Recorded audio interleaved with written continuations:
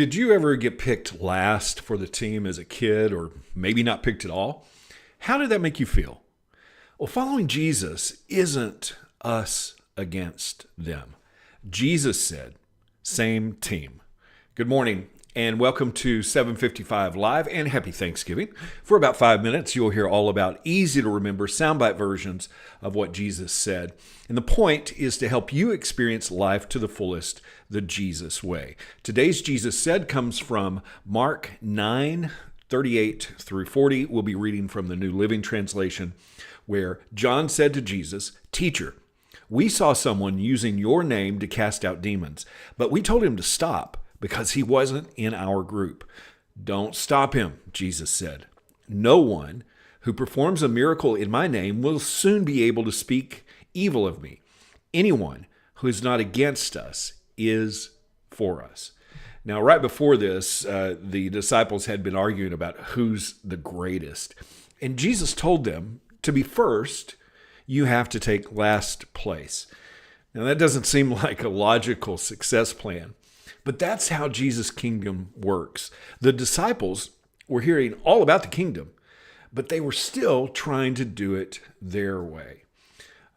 In fact, they were saying, "Look, Jesus, this guy isn't part of us, and he's using your name to cast out demons. That's just not right." And Jesus basically said, same team. Anyone who's not against us is for us. See, finger pointing is easy, and we have a natural tendency to get comfortable in our own little groups and point fingers at others. But that's not how Jesus' kingdom works. That's how our selfish kingdom works. In Luke 9, this town of outsiders didn't welcome Jesus, and so the disciples were asking Jesus what to do. Do you want us to call down fire from heaven?" they said. And Jesus rebuked them because they missed the point. And the point is that those that aren't against us are for us. It's Team Jesus. And honestly, I struggle in this area. It's easy to look around at others' successes and compare or judge, or look at how bad people are and want to call down fire from heaven. Well, they aren't doing things like me. My way is better. And Jesus says, same team. This happens so much in our world today, especially among Christians.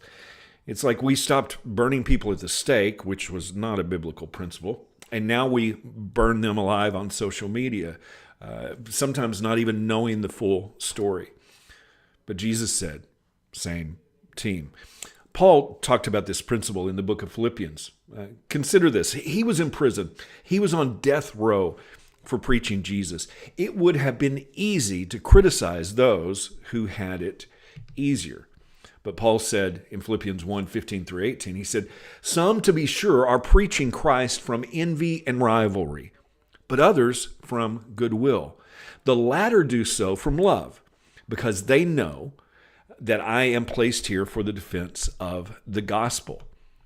The former proclaim Christ from selfish ambition, not sincerely, because they think they can cause trouble for me in my imprisonment. What is the result?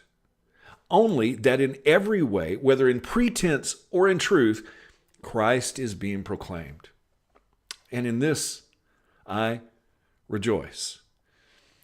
Now, the problem that we all deal with here is comparison. But the only comparison that we should be making is, am I like Jesus?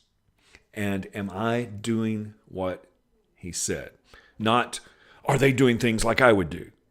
Rejoice in others' success. Rejoice that Christ is being preached. Be willing to celebrate people who may not be doing things the way that you do. Jesus said that those that aren't against us are for us. And so from that perspective, we need to have this same team mentality. That's what Jesus said. Same team. How can you put that into action? today.